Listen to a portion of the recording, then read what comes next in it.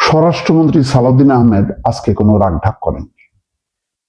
পরিষ্কারভাবে বলেছেন, প্রধান নির্বাচন কমিশনার শপথ ভঙ্গ এবং সংবিধান লঙ্ঘন করেছেন। কি কারণে? দ্বিতীয় শপথ অনুষ্ঠান আয়োজন করা। সালাউদ্দিন আহমেদ বলছেন, এটি সংবিধানের কোনো ধারা উপধারায় নেই। যে প্রতিষ্ঠান, যে সংস্থা, সেই প্রতিষ্ঠান বা সংস্থার জন্য শপথ অনুষ্ঠান, এটি হচ্ছে সংবিধানের লঙ্ঘন এবং প্রধান নির্বাচন কমিশনার শপথ ভঙ্গ করেছেন। প্রধান নির্বাচন কমিশনারের দায়িত্ব হচ্ছে সংবিধান অনুযায়ী যে যে নির্বাচনগুলো করার কথা সেগুলো তিনি কন্ডাক্ট করবেন। অন্য কোনো নির্বাচন করা অথবা সেই নির্বাচনে নির্বাচিত কারোর শপথ নেয়ার অধিকার তারকে দেয়নি এই সংবিধান। সেই কারণে তিনি আরো কড়া সুরে বলেছেন যে তিনি এই পুরো প্রক্রিয়াকে অবৈধ এবং বিগত অন্তর্বর্তী সরকারের একটি প্রতারণার দলিল হিসাবে অভিহিত করেছেন। তার মানে শুধু প্রধান নির্বাচন কমিশনার না, একই সঙ্গে অন্তর্বর্তী সরকারকেও দোষারোপ করেছেন, একেবারে তাকে সমালোচনার তীরে ঘায়েল করেছেন। দেখেন দর্শক, গত বেশ কিছুদিন থেকে কিন্তু সমালোচকরা নানাভাবে বলছিল যে ইউনূস সরকার সংবিধান লঙ্ঘন করেছে। ইউনূস সরকার ক্ষমতায় থাকার জন্য একের পর এক নানা রকম পরিকল্পনা সাজিয়েছে। তার মধ্যে অন্যতম হচ্ছে এই জুলাই সনদ, এই ঐকমত্য কমিশন, এসব করার মধ্য দিয়ে তিনি তার ক্ষমতাকে প্রলম্বিত করার চেষ্টা করেছেন। সেই কারণেই আজকে বলছেন যে এই যে ঐকমত্য কমিশন যে জুলাই সনদের নামে যেটি করেছে সেটা হচ্ছে প্রতারণার দলিল। প্রধান নির্বাচন কমিশনার সংবিধানের বাইরে গিয়ে সংবিধান সংস্কার পরিষদের সদস্য হিসাবে শপথ নেয়ার ফর্ম বিতরণ করে শপথ ভঙ্গ এবং সংবিধান লঙ্ঘন করেছেন বলে মন্তব্য করেন সালাউদ্দিন আহমেদ। তিনি এই পুরো প্রক্রিয়াকে অবৈধ এবং বিগত অন্তর্বর্তী সরকারের একটা প্রতারণার দলিল হিসেবে অভিহিত করেছেন। মঙ্গলবার সংসদের স্পিকারের অনুমতি নিয়ে স্বরাষ্ট্রমন্ত্রী সংবিধানের বিভিন্ন অনুচ্ছেদ এবং তফসিল উদ্ধৃত করে গত বছরের জারি করা সংবিধান সংস্কার বাস্তবায়ন আদেশ 2025-এর আইনি অসারতা ব্যাখ্যা করেন।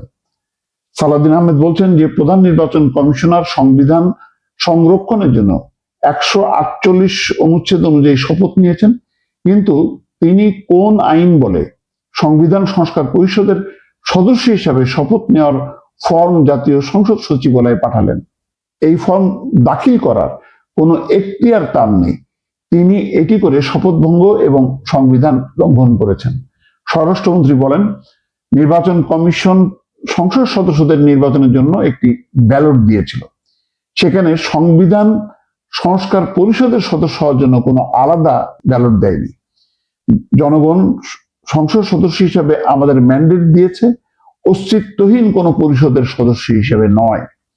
বিগত সরকারের জারি করা আদেশটিকে ভয়েড অফ ইনিশিও অর্থাৎ শুরু থেকেই বাতিল আখ্যা দিয়ে স্বরাষ্ট্রমন্ত্রী বলছেন, 1973 সালের 7 এপ্রিলের পর থেকে রাষ্ট্রপতির আদেশ জারির কোনো ক্ষমতা নেই।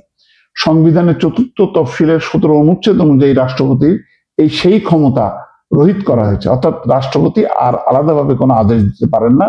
এটি হচ্ছে সরকারের পরামর্শ ক্রমে তিনি আদেশ দিতে পারেন। সুতরাং যে আদেশেরই জন্ম অবৈধ, তার ভিত্তিতে কোনো অধিবেশন আহ্বান করা যায় না। এই আদেশ অন্তর্বর্তী সরকারের একটি প্রতারণার দলিল। এটি না অধ্যাদেশ না আইন, এটি সার্বভৌম পার্লামেন্টের অধিকার ক্ষুণ্ণ করার একটা ব্যর্থ চেষ্টা বলে জানান তিনি। অর্থাৎ বিএনপিকে তো তার অবস্থান সালাউদ্দিন আহমেদের মাধ্যমে পরিষ্কার করে দিল যে তারা এই গণভোট, সংবিধান সংস্কার পরিষদ, দ্বিতীয় শপথ, এই পুরো বিষয়ের সঙ্গে তারা একমত না। জুলাই সনদের সাথেও একমত না, এটা মোটামুটি পরিষ্কার হয়ে গেল। গণভোটের মাধ্যমে প্রাপ্ত জনরায় প্রসঙ্গে স্বরাষ্ট্রমন্ত্রী বলেন, জনগণ জুলাই জাতীয় সনদের পক্ষে আছে কিনা তা জানার জন্যই আমরা প্রস্তাব করেছিলাম, কিন্তু গণভোটের ব্যালট যেভাবে প্রশ্ন সাজানো হয়েছে তা জনগণকে বিভ্রান্ত করার শামিল। কুইনাইন ট্যাবলেট কলার ভিতরে ঢুকিয়ে খাওয়ানোর মতো করে 3টি ভালো প্রশ্নের সঙ্গে একটি বিতর্কিত আদেশ চাপিয়ে দেওয়া হয়েছে। অর্থাৎ কুইনাইন ট্যাবলেট কলার ভিতরে ঢোকায় খাওয়াই দিছে। সেটা 3টি ভালো প্রশ্নের সঙ্গে একটি বিতর্কিত আদেশ চাপিয়ে দেওয়া হয়েছে।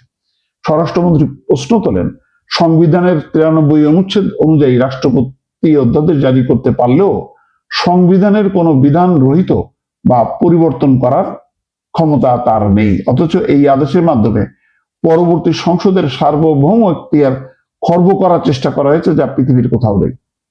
বিএনপি সংস্কার চায় না এমন প্রচারণাকে বিভ্রান্ত উল্লেখ করে মন্ত্রী বলছেন, একটি বিভ্রান্তি ছড়ানো হচ্ছে যে বিএনপি জাতীয় জুলাই সনদ মানে না।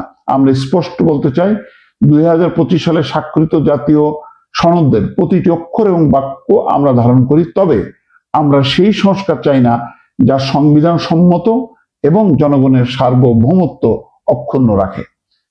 আমরা সেই সংস্কার চাই যে সংস্কার সংবিধান সম্মত এবং জনগণের সার্বভৌমত্ব অক্ষুণ্ণ রাখে।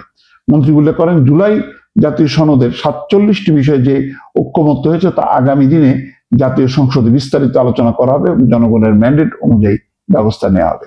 তার মানে বিএনপি জুলাই জাতীয় সনদের সেই সব সংস্কারগুলো অ্যাকসেপ্ট করবে যেগুলোতে তাদের সম্মতি আছে এবং যেগুলি তাদের 31 দফার সংস্কার প্রস্তাবের সাথে সঙ্গতিপূর্ণ।